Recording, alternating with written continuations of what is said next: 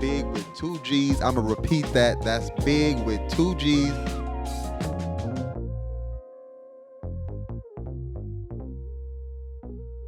Welcome to another episode of the BiGG Umbrella Podcast. That's big with 2 G's. I'm going to repeat that. That's big with 2 G's, the BiGG Umbrella Podcast.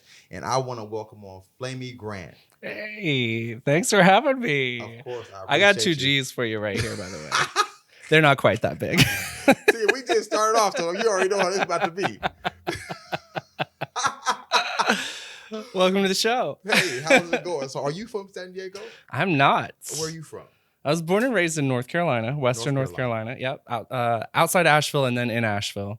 It's a mountain town called Land of the Sky. I don't know. And in that part where you was at, it was majority like white folks out there, or what was that? Well, like? no, there's a lot of different folks there. It's just my world was white folks because I was raised super evangelical, super conservative. And what is for I mean, because I don't know 100%. What is, you say, evangelical? Yeah, I know that has to do with religion. What is that? Yeah, exactly? I know well, Christian, you know, whole. And this is me speaking because I'm more so it's like things that come to my mind. Like I don't have a script or nothing for you. It's just whatever comes to my mind from that. It's like I want to ask that. I'm here for it. Yeah. I mean, and if it's anything that was ever asked you, like then we gonna keep it pushing. Don't worry about that.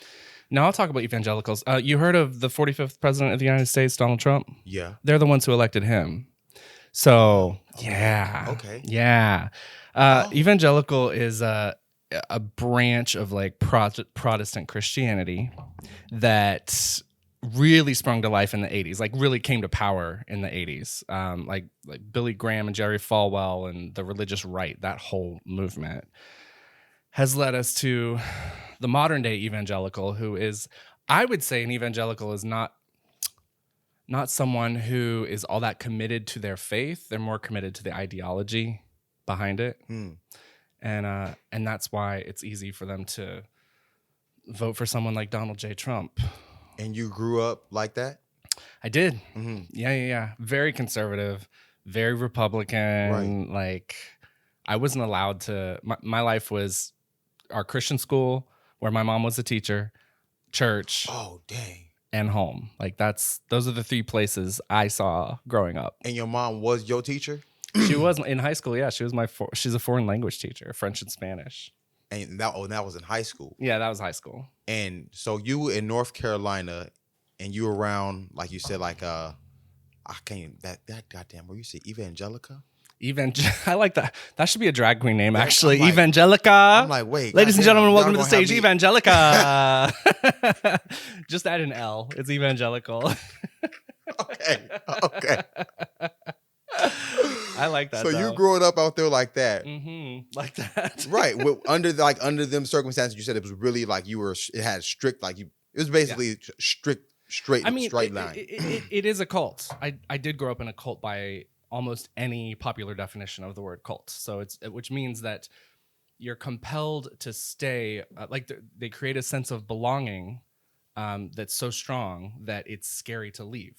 And they do that by creating, playing on people's fears about what's outside the church, what's waiting out there in the real world, and so I grew up thinking, if I ever left the church, I would end up dead in a gutter because I thought the world was that. That's what I was going to ask. So what were they teaching you that was outside the church that was kind of keeping you basically inside wherever they had? Yeah, I mean, I would just say there's just a lot of propaganda around, like it's kind of like when you watch Fox News now. Like that was kind of my upbringing. Like you watch Fox News now and all it is just very, like it's stories that are designed to rile people up, right? And create fear and create suspicion of other people and that kind of thing. Right. And so that was what I got growing up. I told you I went to a Christian school, so we had Bible classes as part of our curriculum, our requirements to graduate high school. We had to go through Bible classes. So, I mean, we're getting fed that stuff just at home, from my family, my parents, my grandparents, at church, and then even at school because. And I mean, like all your family generations grew up like that. Yeah, yeah. The whole family, both sides too. My although my dad's side of the family is more private about their faith. My mom's side is where we're like, church was why we live. Like that's what we existed for, was to go to church. My mom played the piano at church. I would sing, my grandpa would teach, preach, that kind of thing. She's still like that now? My mom still plays the piano at the church. She's, she's still like in that world, and she still believes what she believes. But at the same time, she has come a long way in terms of just being able to love and accept, because I'm the oldest of 3 and all 3 of us are queer. So, she had, it was for her, it was either like place relationship over doctrine and faith and things that she grew up with, or lose her kids, So she chose relationship, obviously. So we're pretty good, Mom and I. So then I'm sure that made it a lot harder for her with the town growing up like that and having, like you said, you had to choose basically your faith or us. Yeah, exactly. And I mean, I didn't come out until late. I was like 28 when I fully came out. So she didn't have to like face that choice. Oh, okay. Like when a lot of parents, kids come out in their teens now. Like it's very normalized to do that. So what was high school really like for you? Well, I was the good boy. I was the good kid, right? And what? Yeah, meaning exactly what? Yeah. So to me, it was really important to belong in that space. And if I was going to do that, there are like rules you have to follow, and there's things you have to do. And especially as at the time, I was being raised to be a man. So, oops. But and I'm sorry to even cut you off, but going back to that, when they say raised as a man, what were they teaching you to be saying like this is how a man's supposed to be? So like in the evangelical world, in the Christian world, like it's very patriarchal. Men are the dominant like parties of the family. They make the decisions for the family. And in our particular church, especially, like it's exclusively male led. So women in our church can't speak. They have to cover their hair. They wear these little doilies, and they can't speak.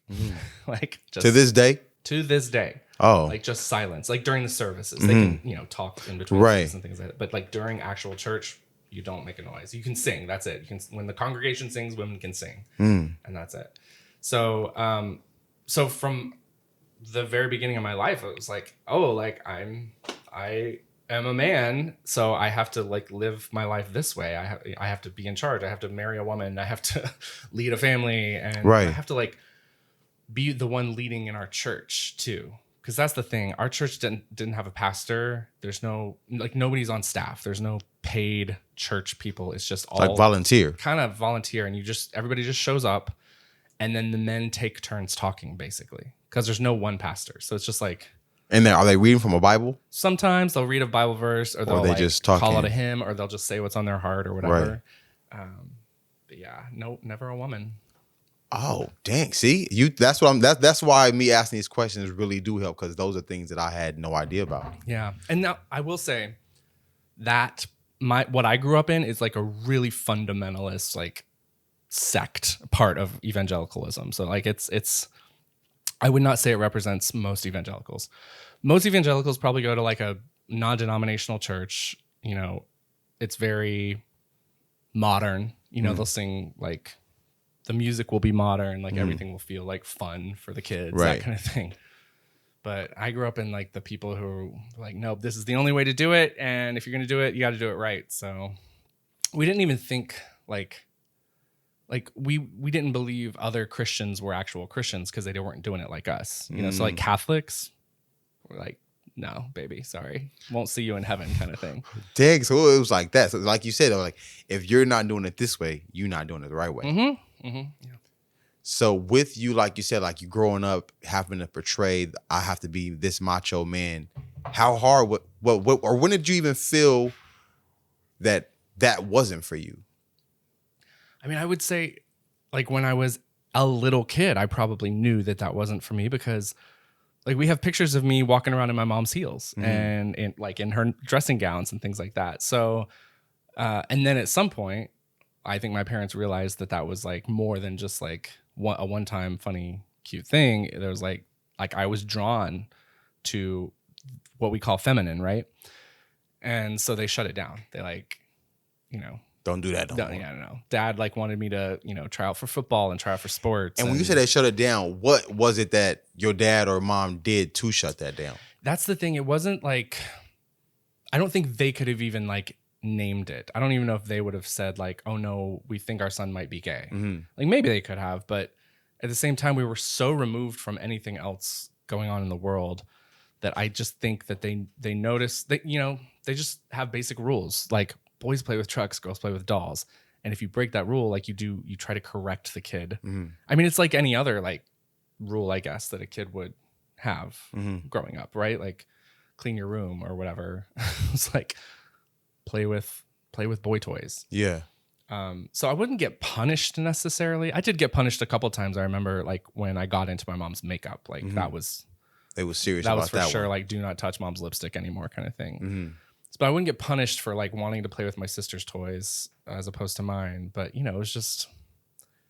was very clear what was expected. They just made it very clear, like through subtle signs, through the way all of our lives worked, the toys they would give me at Christmas. It's like they're telling you like this is what you're supposed to be playing with. So it was not hard to figure out.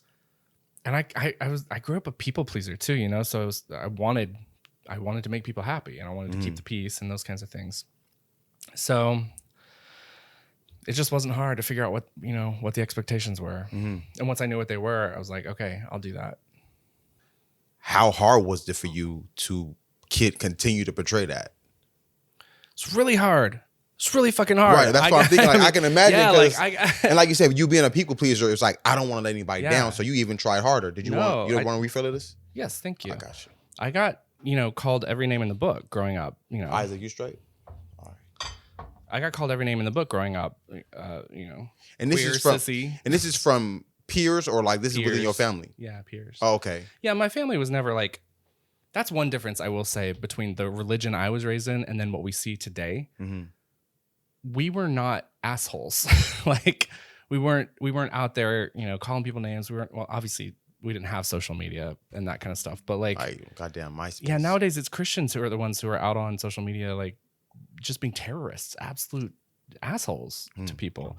I get them in my threads all the time, and and they talking to you like violent shit. Oh yeah, I've gotten death threats. Oh yeah.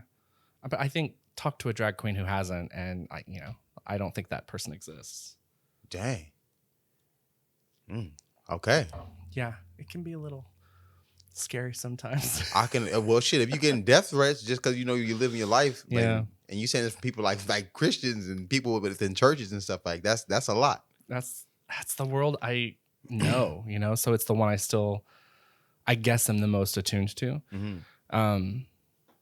So I'm tuned into what is happening, especially because it affects me and my community on a legislative level now, right? Like all these banned drag bills and taking away healthcare from trans kids and things like that. Like that stuff is all coming to be because of these really religious people who have just warped the whole faith. Like it's not, I wouldn't even call it Christianity anymore. So you touched a little bit on trans. So I know that's a huge thing right now. What, as far as like even the basics of the bathroom, what do you think about that? Yeah. Like bathroom. They got the bathroom. Gender neutral bathrooms and things like that. Gender neutral bathroom. Yeah. I mean, I think gender neutral bathrooms are an obvious duh. Like who cares? Like you're in a stall or I don't know. This whole past weekend I was at DragCon, which like drag convention in LA, and every bathroom had been converted to gender neutral bathrooms, which they were not built that way. Like they just put a sign on it and said like all gender. And so I was peeing in front of like cis women the whole time, like it was not a. What is cis women? Like women who were born identifying as women and still identify as women, as opposed to a trans woman. Okay. So a trans woman, would be someone who grew up masculine or being raised as a male and chose to become a woman. Okay. Cis just means that you're still the person that you were assigned at birth. Okay. See, you teaching me some new things. That's why I asked the question. When I don't know something, I'm gonna ask. Seeing stars as I was answering because I was like, "Am I saying this right?" Nah, shit. Because if I don't know, I ask. I'm like, if I don't know something, I'm definitely gonna ask. What does that mean? Yeah, like so that there's a lot of anger out there, specifically for trans people, and I think it has to do with the fact that we're living. Well, it definitely has to do with the fact that the queer community is living louder now, right? Like we're out here. We're not being in the closet anymore. And we want to live lives that don't require us to like change who we are or have to switch depending on the person we're with, right? Like if I'm with my grandparent who's super homophobic or whatever, like I don't want to have to like be one way with them and a different way with my friends who love me. So I just think it's the natural response and reaction to people being their authentic selves. It scares folks who have a different norm, you know, who think everybody's straight, who think everybody's cisgendered. And it feels like, well, change is scary for anybody, anytime, you know? Yeah, definitely people, well, for lots of people, when they see something change in the norm, it's like, wait, what the hell's going on? Yeah. What's going on? I don't know how to adapt to that yet. Yeah. And because the fear is, how is it going to affect me? Right. Like, what am I going to lose in this? Or, you know, what's going to change? They think of how it's going to affect my kids or the future for this and this and that. Yeah. Yeah, absolutely. So just, and then places like Fox News and things like that, like they'll capitalize on that shit, right? They will jump on it and be like, oh yeah, you should be scared because guess why, you know, and just create full lies now about what's happening with trans kids. So like the big argument is right now is they're like, stop mutilating children. Like that's the language they're using. People, and by mutilating, what do they mean? What they're trying to make you think of is literally like cutting up genitalia and changing it to the opposite genitalia, right? Like, so that is what they're trying to make you think is happening. That is not what's happening with trans kids. That's not what trans healthcare is for kids under 18. Most kids, it starts with just simply recognizing what they want to be called. Like if they want to use she, her pronouns, using she, her pronouns with her. And then there might be puberty blockers that come into play. There might be hormones and things like that come into play. But most people are not going to have gender reassignment surgery under the age of 18. That very rarely happens. And the only cases where it would happen is when the child's life is at risk. And I was going to ask, like, because I know you said like that's rare to happen. So have you known that to happen to somebody to do before 18? I don't know. I mean, I may. I don't have that discussion with all of my trans friends. You know, I don't know necessarily at what point if they're trans today. I don't know, and I met them today. I don't know at what point they transitioned, but I don't think so. Did you ever think about transitioning? No, I mean, I've considered it just because you know I'm in the queer community. I love to do drag, so I wondered that about myself and thought about it and decided no, I'm pretty happy. I mean, I do identify as non-binary, because. And what does that mean exactly? For me, that just means like, and I think, well, in general, non-binary just means like, I reject the idea that there are only two choices, right? That I have to choose male or I have to choose female. I reject that idea, and that could mean you think that there's a spectrum, and maybe you're gender fluid, and you like move on that spectrum, like depending on the day, depending on how you're feeling, kind of thing. So for me, non-binary. I choose that because it just feels best. Like I use they, them pronouns when I'm not in drag. Flamy is a she, her, obviously. But you know, when I'm not in drag, I use they, them, and it just feels freeing to me because getting back to what we were talking about earlier and the expectations on me to be really masculine and grow up to be this like male leader in our church. None of that ever felt right. And so being able to kind of let go of he, him pronouns and live in this they, them kind of more nebulous space, like it frees me up from all of that like pressure and weight I felt as a kid to be something that I just had no interest in being. Right. And I don't know. Maybe if I don't know what I would be today if I had lived in a place that let me be myself from birth. You know, Right, exactly. Because we can't go back. Yeah, I could be any number of things, but what I think I am now is just a non-binary person who likes to do drag. So when you're not in drag, or even when you are you offended when somebody calls you he? I'm not offended. Since you, like you said, like you feel so free now that you're able to tread away from that. Yeah. I'm not offended because I did spend my life as a he most of my life. I've only gone by they, them for less than 2 years now. So most, everybody knew me forever as he. So it takes time. It takes time for people to like adjust to those kinds of things. So no, I'm never offended. I'll like correct somebody the first time or whatever, right, and just be like, oh nope, sorry, just say them or whatever. But if it keeps happening, I'll just be like, it's cool. Like I'll get you next time. Like, we'll work on it. And in this process, how many friends? I know you gained a lot of friends. How many friends did you lose? Well, I don't know you didn't gain a lot. I'll leave that for you to speak on. I definitely have gained the best friends of my life. Absolutely.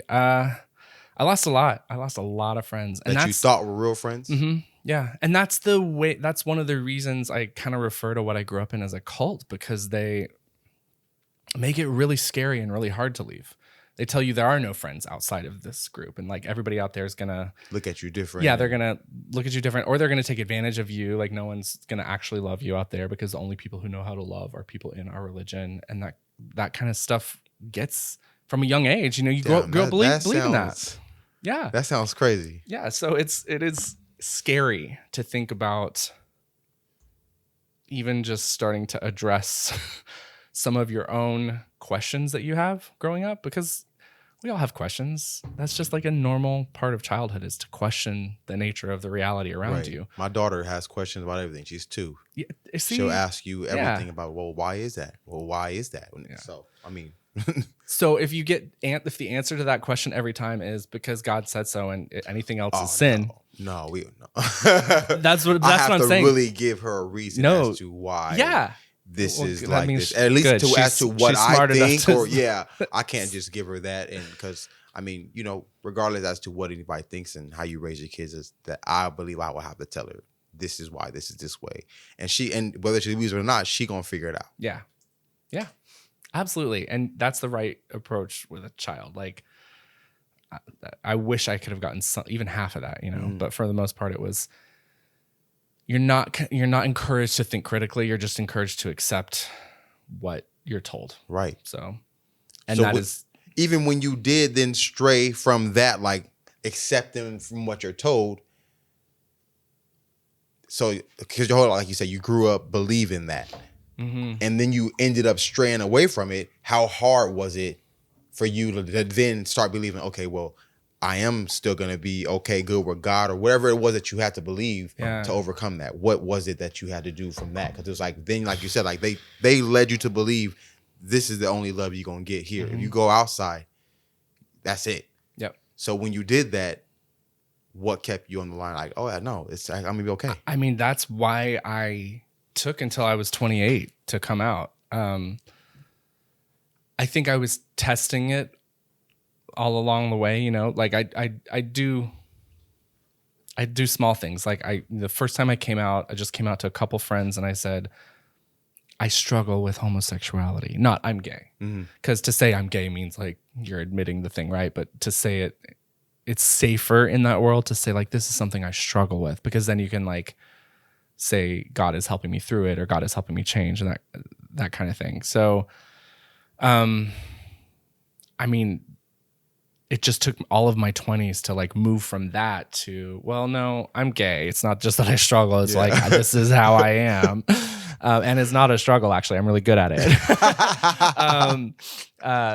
To all just fully being out and dating, and like now fucking a drag queen. Like I don't know how to get much gayer. I think I've just been on the spectrum. Like what can I do next? How can I be gayer?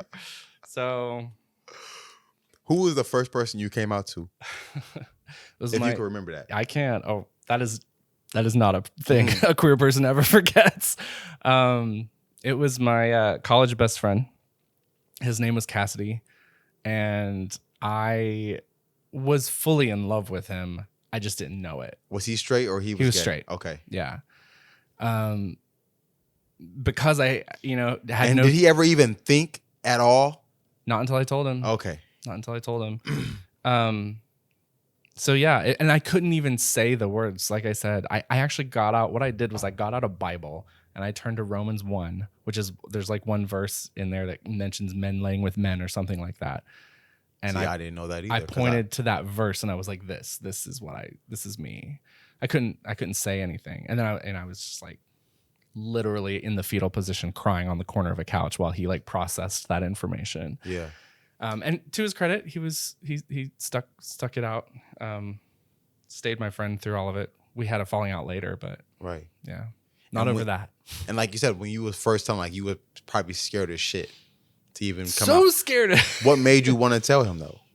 And why him? Wow. That's a good question. Because you could have came out to anybody. Uh-huh. But that was the person. That was like, the person. Okay, this is the person I'm going to tell. I mean, I think my feelings for him were strong. I didn't know I was in love with him because I just hadn't been raised to process that as a possibility. Like all I knew was that I had never really had like that close best friend. And I got that in college finally with him.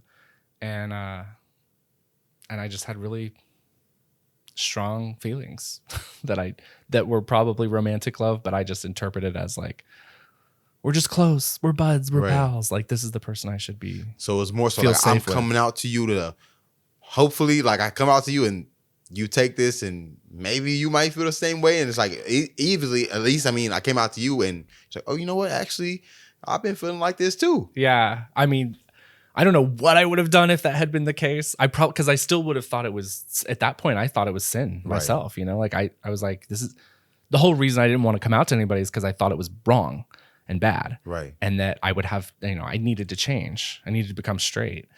And so I don't remember what question I was answering anymore, but yeah, I guess there was some like thought in the back of my mind. It'd be great. What made you come out to this person? Yeah. But you explain that anyway, so you're good to go on that anyway. So with you then coming out, what was life like for you? Did you after you first told this first person, did you still kind of go back and like, I don't know this or that, or you stuck on that and stayed on that line and saying like, no, this is how I am? No. It was a long, winding back and forth. And initially, like after telling him, the whole point of telling him was to get some like help too. Like I was like, I've tried everything to fix this, and I can't be straight, so I need some help. And what do you think he was going to do? I don't know. I was 18. What the fuck? Okay. I don't know. No, that's put in perspective. I did go to counseling after that. Did you feel like that helped? Not that counselor. Okay. I've been to some better counselors since then, but this was my Christian college counselor, so that was not great. Okay. So they just told you like, this is sin. This is sin. Yeah, I don't even remember. Whatever. I do know that it was just It didn't help. I didn't last long.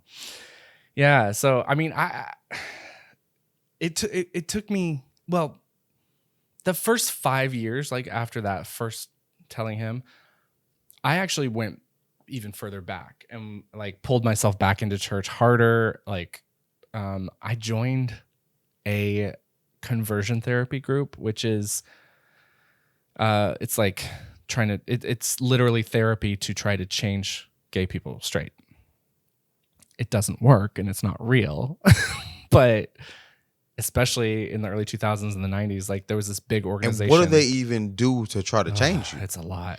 Okay. Yeah. Okay. I mean, it starts with like books and, meetings, group therapy sessions, talking your shit out, that kind of thing. Yeah. You don't have to dig all deep, whatever, Yeah. Like you said, it's a lot. It's fine. So, okay. It's fine. I'm down to talk about anything, but also I don't want to bore you with it. No, then no worries. The ins and outs of conversion therapy. Yeah. It's just a lot to do. It's a lot. Yeah. And it doesn't work for the most part. No, it does not work. Exactly. Like I've never encountered a person who, because there are people who say, oh, it worked for me. I married a woman, or I married somebody of the opposite sex. But at the end of the day, they'll still say, well, yeah, I'm still attracted to the opposite sex. To the same sex. I just choose, like I fight through it, or God gives me the power, or however they want to phrase it. Right. So no, I don't believe you actually can. I think it's something that is part of us and doesn't change. And before even telling, I think his name is Cassidy.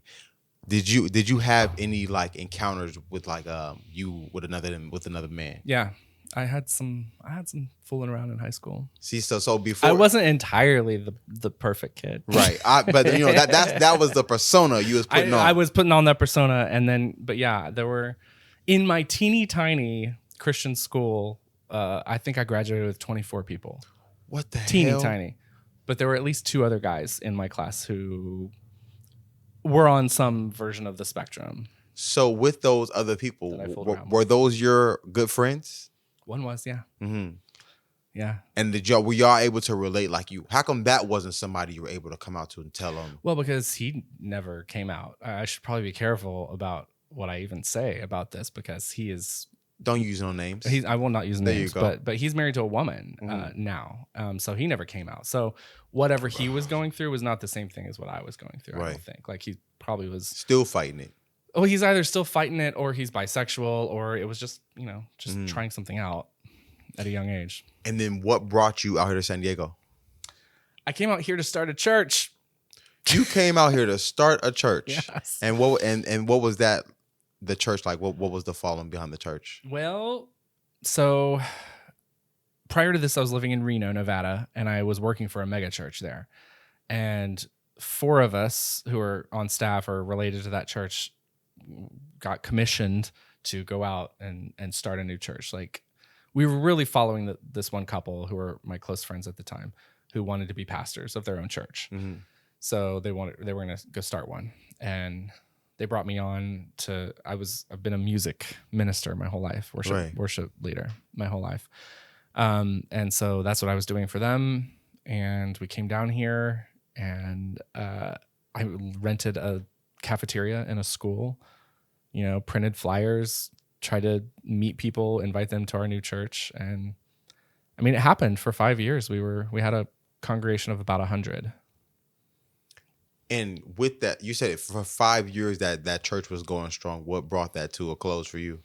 Well, so I mentioned the conversion therapy thing, right? Mm-hmm. So one of the things that they tell you in conversion therapy, or at least in Exodus that I was in, we asked, like, how long is this going to take? How long is it going to take for me to turn straight? And they'd be like, well, it's different for every person, but in general, you'll start to see changes after 5 years. So after 5 years, I clocked that, like, right? Like, I was like, okay, I know where I'm going to be. I know the date 5 years from now, and I'm going to wonder why they give you that number 5 years. Well, it's bullshit. It's all bullshit. And I don't know why they pick 5 years either, but... So when I hit my 5-year mark and I was still gay as hell and fighting it and struggling with it and hating myself and all of that stuff, that was the moment I was like, yeah, this is something. We've missed the boat on something here. Like, we're wrong about one of these pieces of information.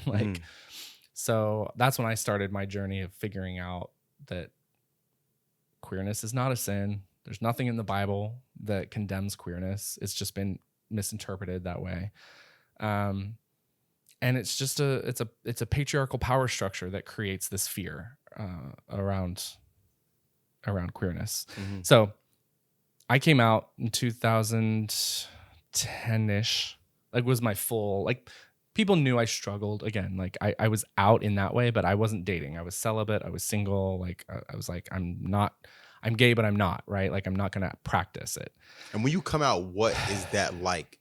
What is it that you're doing when you say you're coming out? Well, for me, because I think that's a different question for every queer person. Right. For me. Just for you. Yeah. Yeah, for me, it is just like the acknowledging, it's finding out whether I'm safe, ultimately, is what it comes down to. Safe as far as what? Am I with somebody who is going to accept me for who I am, even though their norm and the norm I was raised in, we have certain expectations that a man is going to love a woman, that, your gender identity is one thing and stays the same. Like, am I going to be safe with this person? Or are they going to, like, condemn me or hate me or fear me or whatever because of my queerness. So that's what coming out is for me. Mm-hmm. It's figuring that out. Like, am I safe with you? Am I safe? Yeah. And I feel a lot of people, they're under the perception that, oh, this person, they came out because they were harassed or something like that. I feel a lot of people think that's what drove the person. Was that any of the case for you? Like I came out because I was experiencing, like I was being bullied? No, they said like they were sexually harassed like at a young age or anything like that. Like being molested? Yes. As a cause for homosexuality? Right. Yeah. I think a lot of people are under the perception of that. I think you're right. I think a lot of people are. And I would say that is, it's bullshit, first of all. I think, and there are plenty of scientific studies to like show that queer people come from a whole variety of spectrums. What I will say is that, because there's always the question, like one of the things I was raised to think is that like you turn gay or you become gay because your same-sex parent didn't love you enough, right? Like, so like for boys, if their dads were distant, they're more likely to be gay. And there are some like correlations to that thinking, but it's not, the way I interpret that data is it's hard. It's like the distance between the kid and their father isn't the thing that creates the queerness. The queerness creates the distance, right? So like for me, my situation, I think my dad knew I was queer, even if he didn't like know how to name it or anything like that. I think he knew from an early age I was queer, and I think it made it hard for him to connect with me because my dad was raised very traditional, masculine, like he was a mechanic, grew up working on cars. Like he always tried to and he would try to teach me how to get in here with this wrench and I had no interest, like nothing ever stuck. And I was like, can I go play with my sister's Barbies now? So I think that created the distance between me and my dad. I don't think the distance made me gay. Mm-hmm. Yeah. No, that explains that. Like you said, that's different for everybody, but that explains definitely what happened for you. And when you ended up coming out in 2010, what was that relationship then like with your dad? Pretty strained. It still is. Mm-hmm. We talk at holidays and birthdays. And when you do talk, do you feel like it's a genuine conversation? No. Mm. No. It's not like any conversation. It's not like this conversation. Right. It's not like any conversation I have with friends. It's very, honestly, it's listening to him talk is what it is. Does that still affect you to this day? Yes, to a degree, and not to the same degree it used to. Because I think you'll always have a piece of you that is connected to your parents, whether you know them or not. And especially when you did know them, even though we struggled my whole childhood, you still want that affection from your parents. You want to know you're loved. Right. And that's the first person who's supposed to tell you that, right? Your parents are supposed to be the first people who teach you about love. So if you don't get that, yeah, there's always going to be a little bit of a void there. Mm-hmm. But at the same time, I know how to self-regulate now, and I've been through a lot of therapy, and I know my own value, so I don't need to draw that from him necessarily. And I know that I'm loved in a lot of ways, even if he doesn't know how to love me well. Mm-hmm. So with you not growing up with that love, who basically supplied that for you? My mom was good. I mean, she loved us a lot, even though she was still, she was very much in that Christian evangelical mindset. But I have a really loving family, actually, on both sides. I think my dad and I really just struggled to connect, and that connection never really formed. Mm-hmm. So, aunties, uncles, cousins, I had a lot of people that loved me growing up, and even people in the church that I grew up in. It's not like evangelicals are setting out and being like, I'm going to be evil and hateful to everybody today. Like, they really think on some level that they're doing the right thing. Right. It's just been so warped and so driven by fear now for so long that it's turned into this hateful way of talking to people, to anybody who's not evangelical. But I mean, the people in my church thought they were loving me well. They weren't, but they were doing their best, I guess. That just seems like that's a hard ass way to grow up. So I could definitely see why you say you had to go to therapy, because these people obviously, maybe they didn't even know how to help. Yeah. Because they were obviously stuck in this mindset as to this is the way it's supposed to be. I don't know what to do other than this. Yeah. We say this all the time. Like, you do the best with what you. I've smoked too much weed now. This you do the best with what the knowledge that you have, or something. Right. I'm not saying that. You got it. But and we just have more knowledge now. Yeah. There's been more research. There's more scientific studies. More people are in psychology and counseling, and like we just know more now. So of course we're gonna have like look back on our child and be like, whoo, sure wish I didn't have that little bit of trauma, but I do, and we work it out as best we can. What brought you to comedy? I mean, I think like anybody who gets bullied, if you can figure out a way to be funny, then you might get people on your side, like laugh with me instead of at me, right? So I think I for sure think something in the being bullied like led me to that. But I wasn't necessarily like, I wasn't the class clown or anything, but I think I learned to be clever, like with writing especially. I always loved to write, so I think I learned how to be clever, and I think that has translated now in my adult life into, and I'm still pretty new. Like I'm not like an accomplished comedian. I'm much more a musician and a singer and a songwriter first. Like that's what I consider myself first. But I have like started to use my drag and use Flamy to try in a comedic way. Yeah, to try comedy. And it's something I've wanted to do forever. I've always loved watching comics too, like just stand-up specials. And I love queer comedians like Tig Notaro and Wanda Sykes and Cameron Esposito. Like I don't know, there's just something to me about queer comedy, obviously, that resonates with me because I get it, right? Like we're speaking the same language. We've had similar experiences. So when I started doing drag, I don't know, I didn't set out to do comedy first. Like that was never a goal, but I was doing so many shows with my music that you start telling stories, introducing a song, that kind of thing. And sometimes you get a laugh, and it's great. It's a really good feeling to make a room laugh. And so when I did my very first one-woman show earlier this year, just in March actually, I went in hard. I was like, I'm gonna have a full, like there's gonna be a 15 minutes. You own that shit. Yeah, there's gonna be a 15-minute stand-up like piece to this show, like where I'm not even gonna touch my guitar. I'm just gonna like stand there with a mic, like tell stories, try to make these people laugh. And it was the scariest thing I have ever done in my life, and the most rewarding, because about 5 minutes into it, I started to relax, started to settle into my skin again, and the room was with me, like they were laughing, and I've never had a better high, not even this one that I have right now. Yeah. And that was some good weed. And it was some good weed. Than making a room laugh with you. Like it's just magic. I don't know. So that was the highs of your comedy. Have you had a time where somebody heckled you? Not sincerely.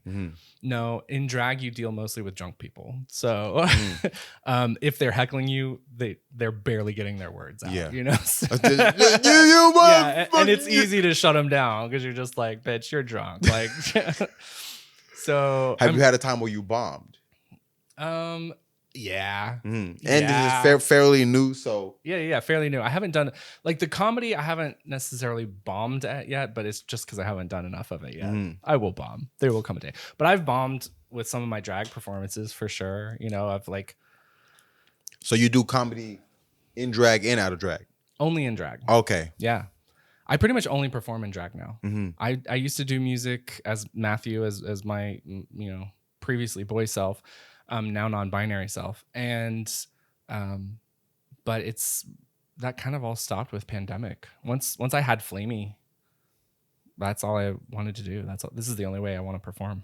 That made me think about like, so if you were to come into a job and you were coming in drag, would that be a problem if you transition in and out of it?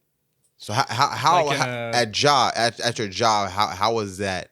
Oh, Like a 9 to 5. Yeah, If you didn't want to come in that day dressed as a man or whatever, and you wanted to come in and drag, like, is that something you can do? Or they will say, in my current day job, yeah. Yeah. So I work for the Humane Society, the San Diego Humane Society right now in my day job. And it's one of the most progressive companies I've worked for. They're doing a lot of work around EDI or DEI, diversity, equity, inclusion stuff, making sure everybody feels like they belong. And so in my current job, yeah, that would not be an issue. In fact, we had an event, our big gala last year, and I wore a dress to that. And it was great. I didn't feel like anybody even blinked an eye. So that was really nice. So not every job I've had has been that way though. Right. Yeah. So that was good. What I was going to ask, right? Like that. So the jobs that haven't been like that, did you ever even try? No. Well, that's not true, actually. My last job I would wear makeup, and it was a theater. So theater people are pretty cool. Like they're all over the place anyway. So, but I know that even like the job right before that, it would have been weird. It would have been awkward for me and for them, like they wouldn't have taken it well. So would you prefer to come out and drag all the time? No.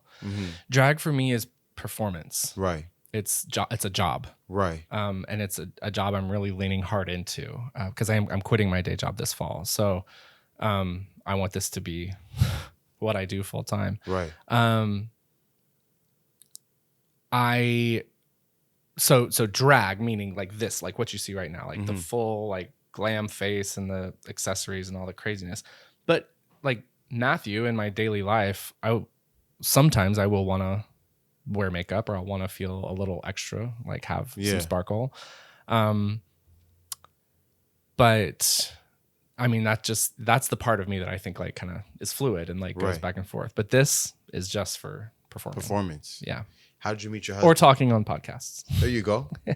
I appreciate you coming out for it. Absolutely. How did I meet my husband? We met at Hillcrest Brewing Company, which is the world's first gay brewery here in Hillcrest. See, I didn't know that either. Yeah, we have the world's first gay brewery, San Diego. Get to it. It's on University Avenue. And I went out with my friend Carla one night, and I said, all right, we're going to go out first to the gay bar and find somebody for me. And then we're going to go to the lesbian bar and find somebody for you. And we did. So we went to Hillcrest Brewing Company, and I actually got stupid shy around him. Like I was making a beeline to go say hi and introduce myself because we had been, making eyes at each other all night. And like I'm on my way, and then I just got nervous and like went into the bathroom instead. So I ended up leaving a note, like a complete high school girl. I don't even know. I left my number on a note with another server, and I was like, will you please give this to the cute boy with the brown hair? And but he called. We went on a date later that week and been together ever since. So I'm sure there were other opportunities than the husband you are with now. What made you be like, this is the one I want to be with? Honestly, because he asked me.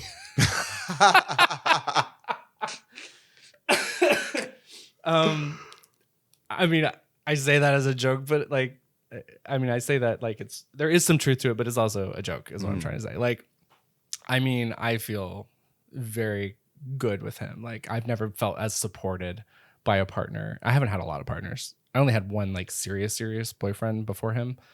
And I dated a couple of girls way back in the day when we were trying.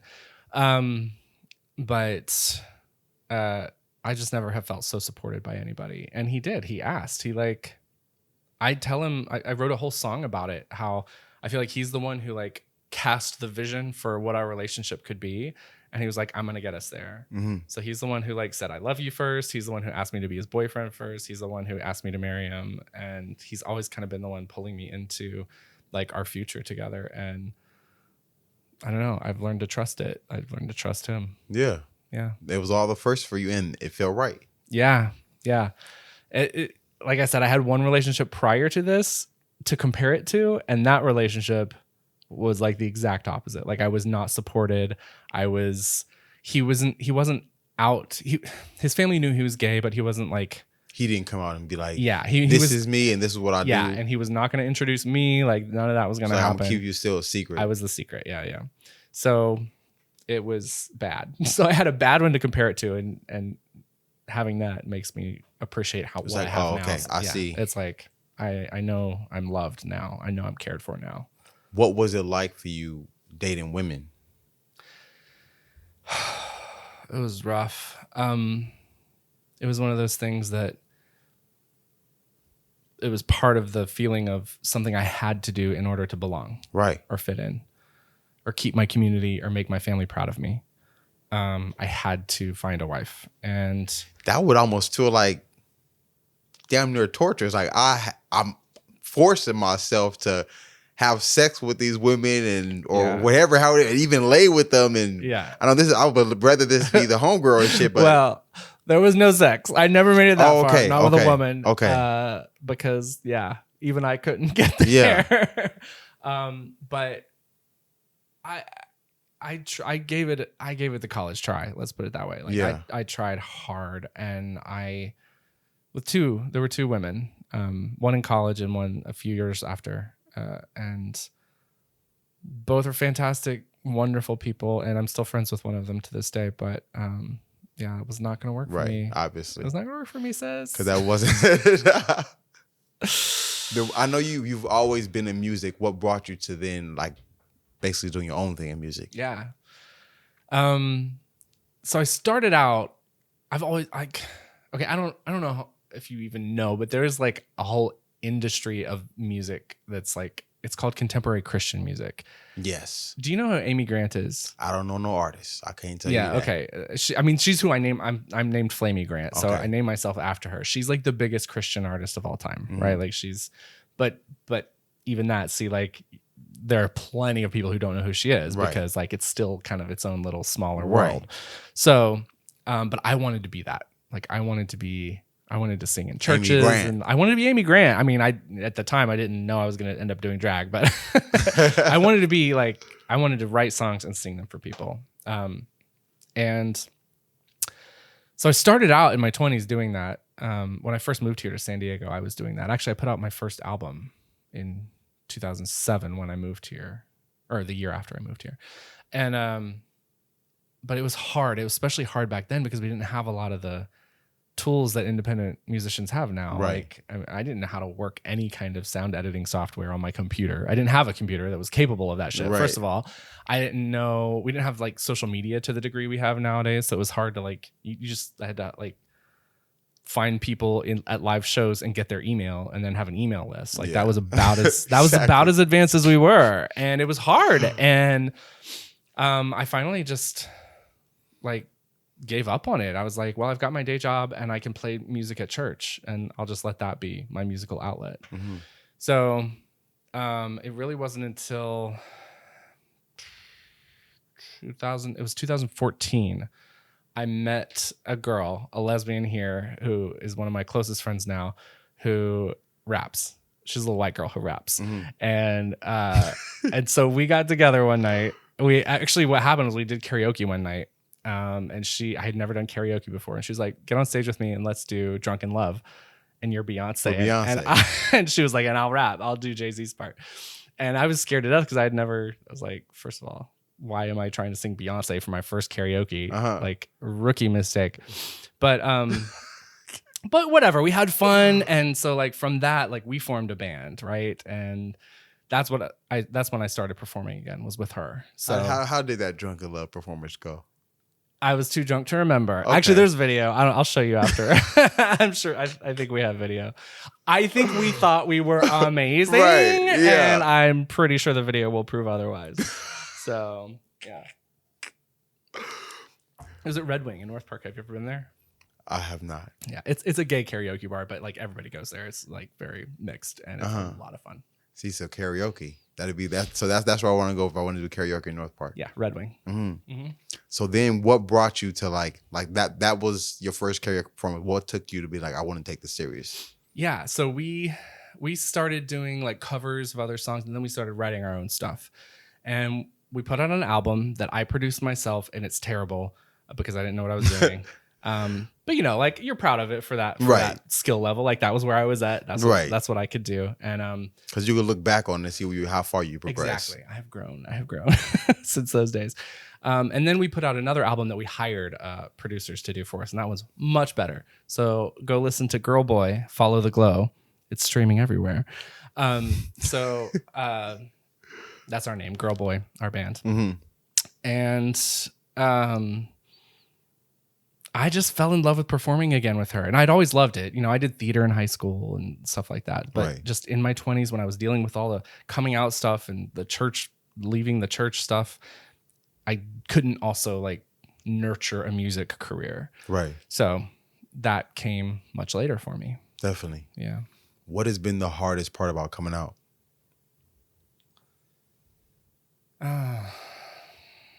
This is a good question. I think the hardest part for me, for you, exactly. This is you speaking on your experience. Has just been reconciling, because saying it out loud made it true. You know, even up to the point, excuse me. No worries. Where, even up to the point where I, you know, wasn't up to that, the first person I came out to Cassidy, right? I could still, because no one else in the world knew it. So I could still, there was still part of me that could just like deny it. I don't have to tell nobody. Yeah. It's like, I can just deny it. It's not real. It's not really there. I don't have to actually deal with it. But saying it out loud, even to one person, changes that dynamic. And the thing that maybe was conceptually true about you up to that point finally becomes really true. And it was hard. That was hard to come to wits with this is the truth. Yeah. Yeah. Because even though I knew it, even though my body knew it, my mind knew it to some level, I guess my heart probably didn't, you know, and that's the part of me that was like, if I say that about myself, then I'm also saying all these other things, right? In my Christian world. By saying you're gay, you're also saying like, well, I'm going to hell.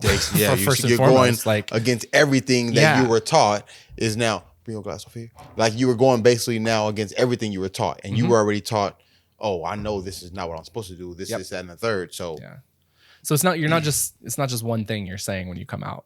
You're saying a lot of things. And depending on how you were raised, it can be really hard. And what has been the best part about you coming out? Honestly, finding friends that get me. You know, like you know those friends who like you don't have to. You have a shorthand, and you don't have to call them every day. You know, if you went X amount of time without calling, the next day you call them, they're like, "Oh, that part we already talked yesterday." All that, yeah. Like it's because you have similar shared experiences. Like you don't have to explain every part of yourself. Some of you, they just get. They're like, oh, I know, because I've been through that. Exactly. You can say like, I did this thing, and instead of saying why, they're like, I get it. I know why. Yeah, I know why. So I think that's probably been the best part, is just having a whole community. That acceptance. And learning that like everything I was told growing up was a complete lie, because I was told I wouldn't find acceptance. Like life would always be hard for me. Like, no. It's the opposite, mama. I'm finally at home, at peace in my body. I'm finally with people who get me. Like, it's all the things you thought you were giving me in church growing up that you weren't. It's internal peace. It's like connectedness. It's feeling your own divinity. It's being connected to other people. It's, you know. What do you think about RuPaul? I love RuPaul. Man, I'm not even gonna, it's so funny. I asked that because my girl actually asked me to ask that, because we actually watched that show. Drag Race? I was like, bring back my girls. Bring back my girls. So you're one of the drag wives. That shit is so funny. So me and my girl, we was actually like, we was watching to the point where like we like who you think will win this one? Who you think will win? Like, I don't know. Yeah, it doesn't take much to get in. Kinda, I don't know. She was kind of shit. I think she performed her ass off now. I don't know. Yeah. So that's a lot. That's why I have to ask. That's how it starts for every straight guy. Like their girlfriend's watching it, and then they're like, "Oh yeah, we watched that shit. We both watched. We was like, oh, let's watch that shit." Could have done that better. Oh shit, yeah. And I couldn't even say I know the names, but we tuned into that shit. Like we was both watching that shit for real. Like it was a good ass show. So like we was watching it. So, who was some of the first that you seen in drag? I mean, RuPaul is for sure the OG for me. Like and this was even in my like little Christian world where I wasn't allowed to watch like anything. Really. Yeah, right. Like there were we could watch Dr. Quinn and Touched by an Angel on Sunday nights growing up, and that's it. But like my parents got a little better when I got into high school and that kind of thing. So I did see RuPaul's CoverGirl that she had that number. I think it was the #1 hit in the 90s, and then there was a movie, Tu Wong Fu, which stars Patrick Swayze and John Leguizamo and Wesley Snipes, and all these macho like Hollywood actors, right, play drag queens in this movie. Have you ever seen this? That sound hella familiar. Now that you said that, I'm like, wait, because you said those names, and I'm like, I think you seen that. That's the same thing. I'm like, I think I've seen that joint for reals now. Yeah, it's a good movie. Yeah, now that you said, I'm like, yo, like cult classic. Because once you say it's like they act like these machos, but then the whole they like switch over the whole shit, like dressed in this and like that. So I honestly do it. Yeah, and they go on a road trip and all that. But anyway, like I definitely wasn't allowed to watch that, but I had seen the previews for it, like the ads for it on TV, and I'm like, there's something in all this like that makes me curious, right? RuPaul, this movie, but it just took a long time before I actually like figured out what drag was and started doing it myself, obviously. Now that you have came out, what has drag done for you? It's made me feel more confident, more at peace. It's funny. I was always one of those people who like jumped from hobby to hobby. I was always starting something new and not finishing it. I would like get really excited about something and then like move on really fast. And I think part of that was because drag is all of those things in one. Like it's getting to learn how to do makeup and paint my face. It's styling wigs. It's fashion, finding outfits. Not that this is just my house coat tonight. I'm not going to call this fashion. I told Michael we were doing drag light tonight. But so once I finally found drag, it like put all of my favorite things together, and I can sing in drag and I can do comedy in drag. So it's like all the shit I've been like bouncing around between all my whole life, I can finally put into one package. And so for me, it's just made me feel fulfilled and happy and no longer like, what is the thing I'm supposed to be doing? I found it. It's this. Have you been able to celebrate Pride? Yeah. Here in San Diego. How has that been for you? San Diego has the best Pride of any city. I haven't been to every city's Pride, but like it's so good here. Like first of all, it's been going on forever, like since the 70s. And there's shit. Yeah. And there's really great like historical records of back then it was the gay and lesbian movement. And now we just call it Pride or LGBTQ plus rights. But really great history about what's happened in our city, and a lot has happened in our city. Yeah, and it's still going strong. I think it's the largest single day civic event in our county. So I think there are some larger things that are like festivals that go multiple days, but this is the largest one day event, and it's something like I don't even know 200,000 people. I can't remember the numbers, but a massive amount of people gather in Hillcrest, and there's a parade and there's a big festival, and all of the bars are like turned up to 11, and it's just a fantastic day. It's a whole good day. I love it. What has been your best Pride experience that you could remember? Probably my first one, which was I was a good 3 or 4 years after moving to San Diego. Like I didn't go to Pride those first few years. But by the time I started to get curious about myself, I was like, I'm going to go to Pride. Yeah. And it was just, it's magic to be, to go from living your entire life to where you're like the minority in the room, which like a lot of us know what that's like, right? Oh yeah. Yeah, right. Like, but being one of few people, or in my case, the only person, because nobody was out. Even the people who were probably queer weren't out. So to me, I thought I was the only person who was going through what I was going through. To be like spending the majority of your life like that, to being on a street filled with queer people and people who are just like all over the spectrum, and it just felt like euphoria. So I'd say that one. I quickly got involved in Pride. Like I volunteered with Pride for years and years. I would help like put out the trash cans beforehand and things like that. And I got involved. Have you been able to perform? Not for like the official San Diego Pride, but I performed at bars and things like that around Pride. Yeah. I'm sure like that's probably something that'd be fun for you to do. Oh my God. So great. So great. Like, the only thing about it is that everybody's drunk at Pride. So like no one's actually like fully, nobody's really into appreciating your performance. Yeah. But like, I love it. They're having a good time. Right. They're having a good time. That's the big part. Everybody having a fucking good time. It's the feeling. Exactly. What was it like when you what have your parents ever seen you in drag? Like to this day? No. Still to this day. So my mom has seen pictures. But never in person. Never in person. Is that something that you're not comfortable them seeing you? Or I would be more than comfortable. How come on the next family event you don't just come like that? Okay, you caught me. Yeah, maybe I'm not that because like you said, you only really see them at the family events and things like that. That will be the time because they're gonna be there. They be like, yo, you know what? Today's that event, 4th of July.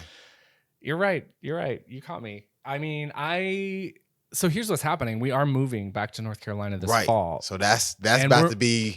And for a minute, we're going to live with my mom. We're moving with my mom because we're going to get there and figure out. And where's your dad?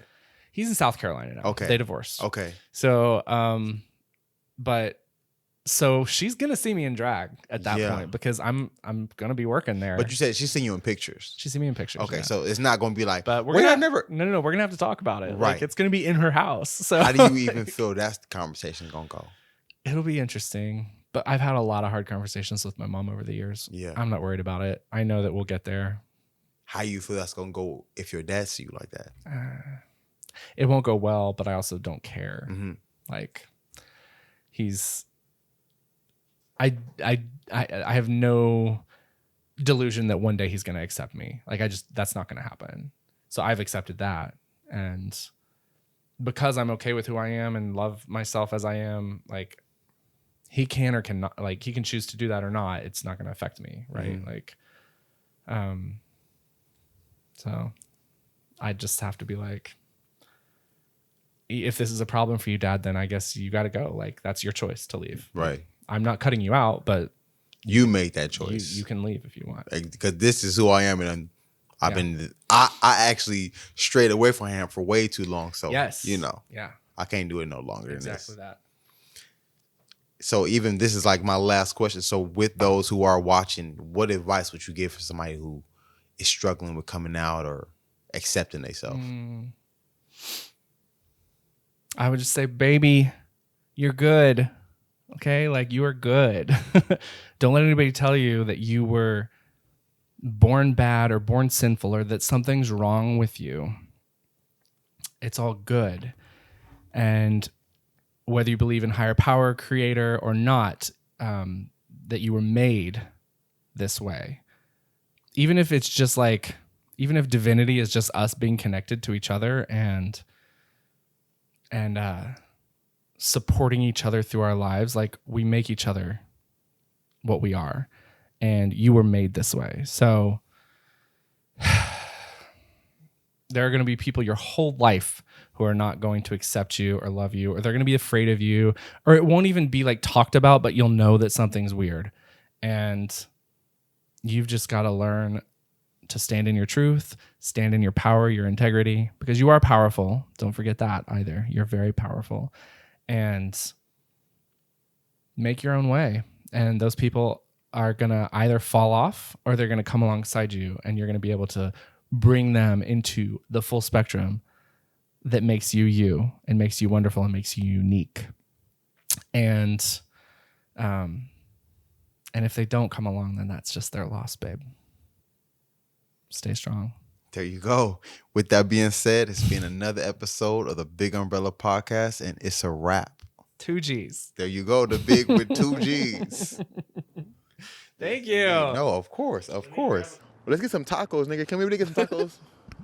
You trying to get some tacos? Let's get some tacos, nigga.